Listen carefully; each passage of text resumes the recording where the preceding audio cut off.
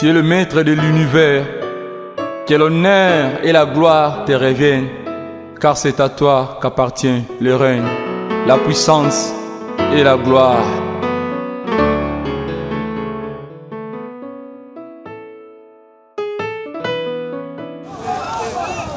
Seigneur,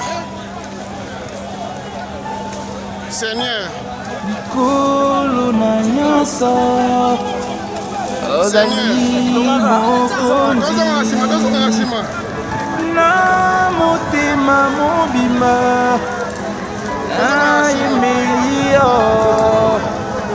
Mikolo na nyonso ozali mokonzi na motema mobimba nayembeli yo.